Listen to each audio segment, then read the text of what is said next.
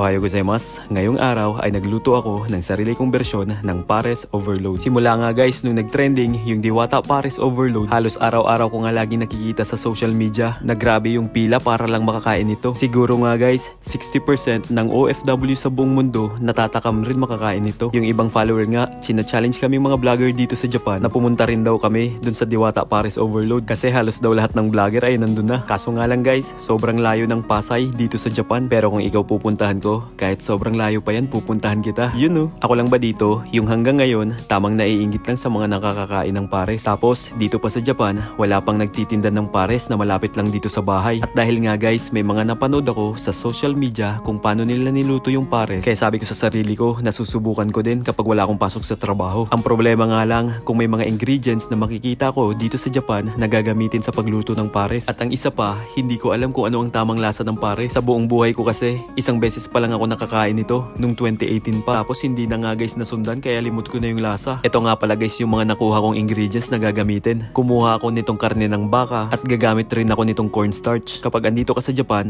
hanapin mo lang yung cornstarch. At nakita ko rin na kailangan nitong garlic and chili sauce. At kumuha rin ako nitong pampalasang star anise. At itong durog na black pepper. Meron din nito guys nakaslice na onion leaves. At ang hindi mawawalang bawang, sibuyas at itong luya. At kailangan nga daw guys yung mahabang onion leaves. Pero dahil wala akong nakita, kaya ito na lang kinuha ko, magkamukha naman. At sa mga nanonood po pala, hindi po ako professional na cook. Sapat lang ang kaalaman ko sa pagluluto. Kaya naman guys, kung sakaling may makita kayong mali o kulang, i-comment nyo lang para next time ay magamit ko kapag nakapagluto ulit. At dahil nga guys, wala akong lechon at chicharong bulaklak, kaya ito na lang yung nahanap kong pangsab. Piprituhin ko na lang to. At base sa napanood ko, itong karne ng baka gagamitin para pampalasa sa sabaw. At ganito na nga guys yung naging itsura nung prinito ko na yung karne ng baboy. At dahil wala ako kaninang nahanap na fried garlic sa supermarket, kaya mano-mano na lang ako dito sa bahay gumawa ng fried garlic. Kala ko nga guys matututong, tamang init lang pala at medyo damihan lang yung mantika. O ayan, parang pwede nang ibenta. Ang bango ng amoy. Pagkatapos, ginayat ko na nga rin pala itong bawang, sibuyas at luya na gagamitin mamaya sa pagisa. At habang ginagawa ko yan, nakasalang yung piniprito kong karne ng baboy. Kaya ngayon guys ay 6 na piraso na yung naprito ko. Medyo malalaki nga guys yung paka-slice dito sa nabili kong karne ng baka. Kaya ginayat ko muna siya sa maliliit. Kaya pala sa pagigisa, ang inuuna ay bawang, sibuyas. Kasi kapag tinoyo agad, mahirap na insuyuin. You know? At nung mainit na nga guys yung mantika, saka ko na ginisa yung bawang, sibuyas at luya. At nung naaamoy ko na guys yung sarap ng langhap ng ricado, saka ko nilagay itong karne ng baka. At habang ginigisa ko, golden brown na yung kulay ng karne ng baboy na pinipirito ko sa likod. At mga ilang minuto ng paggisa ng karne ng baka, naglagay na rin ako ng tag-ilang piraso nitong black peppercorn at star anise. Konting halo, tapos tinakpan ko na siya ng ilang minuto para lumambot na yung karne ng baka. At habang naghihintay, gumawa na nga ako guys na gagamitin pang sabaw sa pares. Naglagay lang ako ng tubig at dahil tinatamad ako magsukat, kaya tansyahan lang ng paglagay ng soy sauce at nitong oyster sauce. Pakiramdaman lang sa lasa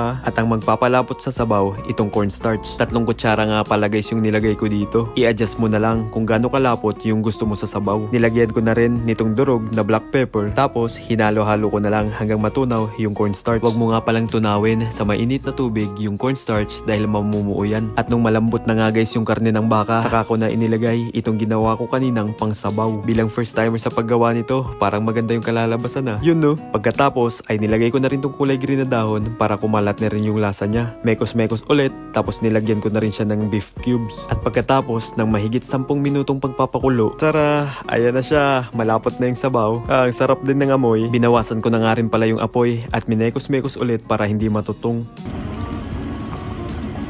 Pagkatapos nga guys ay ginayat ko na rin itong mga prinito ko kaninang karne ng baboy. At eto na, the long wait is over. Gawin na natin yung Pares Overload Japan Edition. Naglagay na ako ng karne at binuhusan ko na siya ng sobrang init na sabaw. Pinuno ko talaga yung tasa para Pares Overload talaga. I can't say this. At ang sabi nga daw nila guys, masasarap daw yung pares kapag nilagyan itong fried garlic, sliced onion leaves at ang garlic chili sauce. Mas masarap kapag maanghang. At yun, kapag nalagay na lahat, imekos-mekos lang ulit natin at tikman na natin kung masarap nga ba ang nagawa nating Pares Overload. Itadakimasu.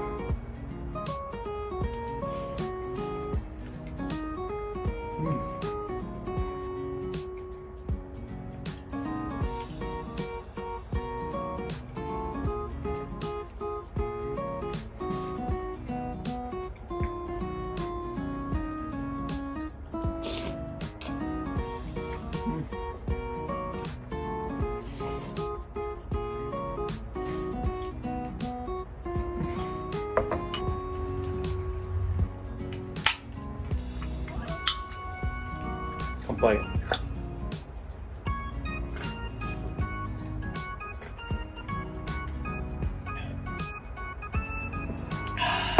Sarap.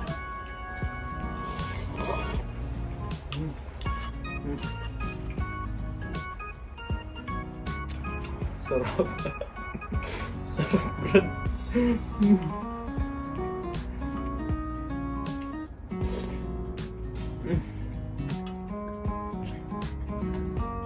Sarap.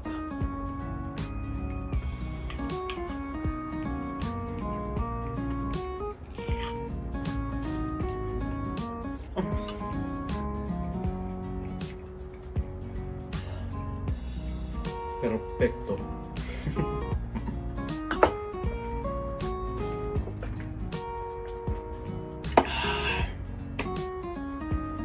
At in-invite ko na nga rin guys itong mga katrabaho kong Pinoy. Sila yung mga unang customer ko dito sa Japan.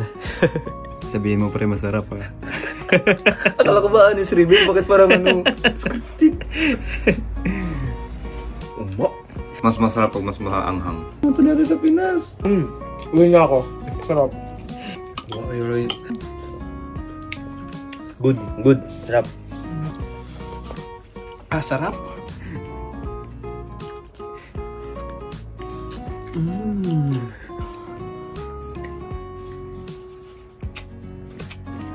Scripted lang po talaga yan.